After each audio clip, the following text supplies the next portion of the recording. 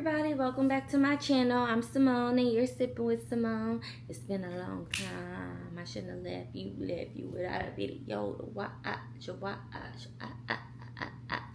But I'm back today and I'm going to be talking about We Don't Talk About Carol by Kristen L. I guess I'll start with the rating. I rated this book a 4.99999. And I think it should be a mini series. I know that I say that about probably every book that I read, but I think I read a lot of books that should be turned into mini series. And this book is probably one of my favorite books that I've read this year, and it is very, very, very good. If you like books that involve generational trauma, motherhood, true crime, then this is the book for you. So the book opens up with our main character, Sydney. She's young, and her family, for the summer, they always go to her grandma's house. So she ends up finding a picture of this lady who looks like her, and she's just like, who is this lady? We don't know her. And so she puts the picture back and goes back to bed. Years later, her grandma dies, and they're cleaning out her house, and she finds this picture. So her interest is sparked again, like, who is this lady? Like, I don't know her, but we look alike. So, like, what's happening? And so we learn that this lady's name is Carol, and she is Sydney's aunt. She is the sister to Sydney's dad, who has passed away. Okay? So while all this is going on, Sydney is also, her and her husband, they're trying to conceive a baby through IVF, right? Okay.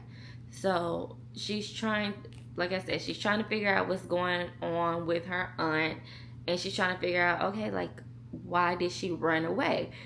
So back in the day, she used to work in journalism. So her little spidey senses are tingling, and so she's going around the town, like, talking to her grandma's friend, like, what happened? And so they tell her that, Carol ran away one day. The grandma and Carol got into a fight, and she was always talking about running away, so she did. So when Sydney is doing her research, she finds out that multiple black girls have gone missing in their area, and the cases have not been solved. And she's like, okay, what is this? So she devises a plan. She sits down, she's interviewing people, trying to figure out, okay, how are these disappearances related? Because all the girls were friends. So she's really, like, invested into this story and trying to figure out what's happening.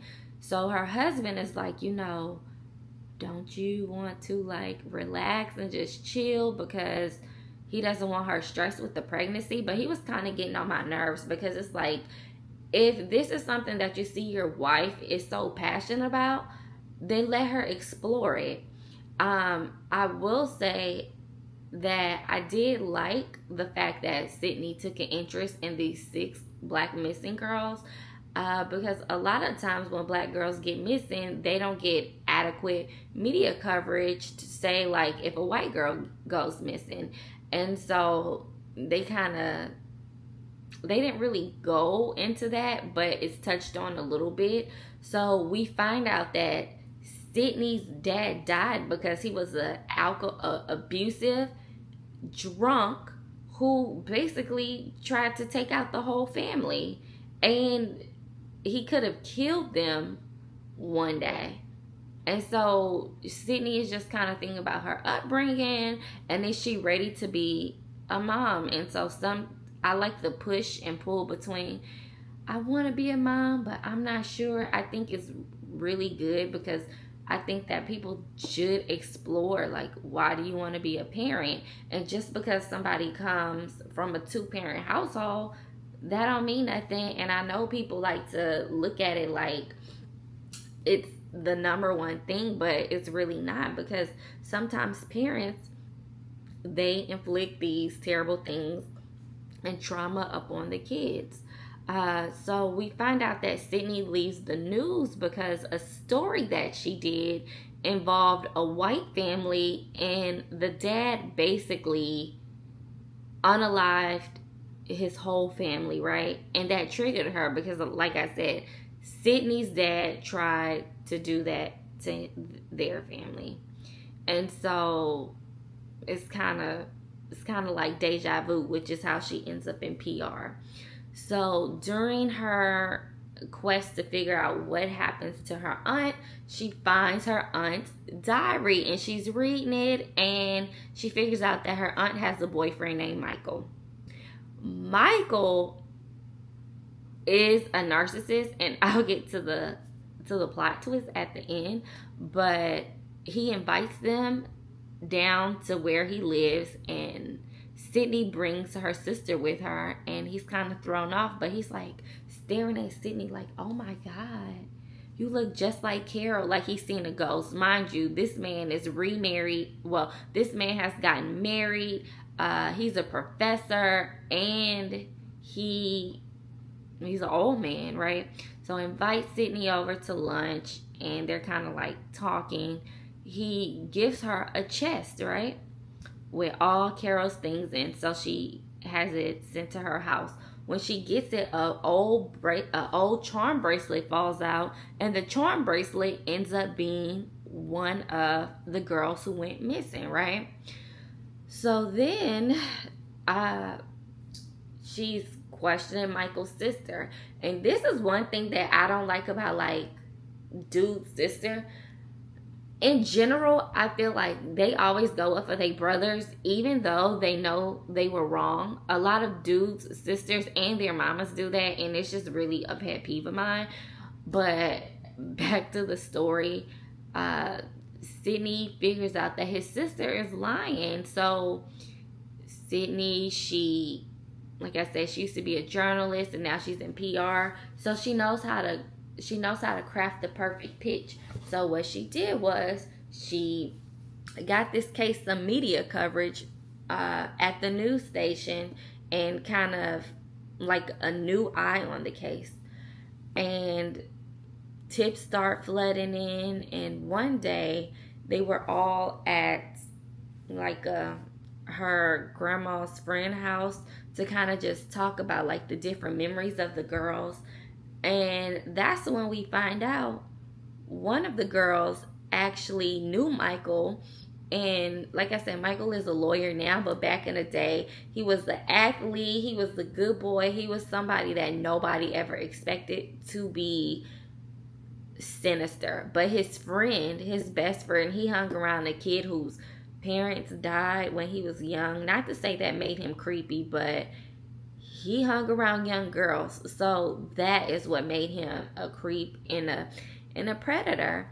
And so everybody thought like, oh, it was just the friend. No, Michael and the friend were in it together. So later we do find out that Michael and his friend was involved with all the killings of the girls. They would drive around and kind of like, oh, hey, let me drop you off.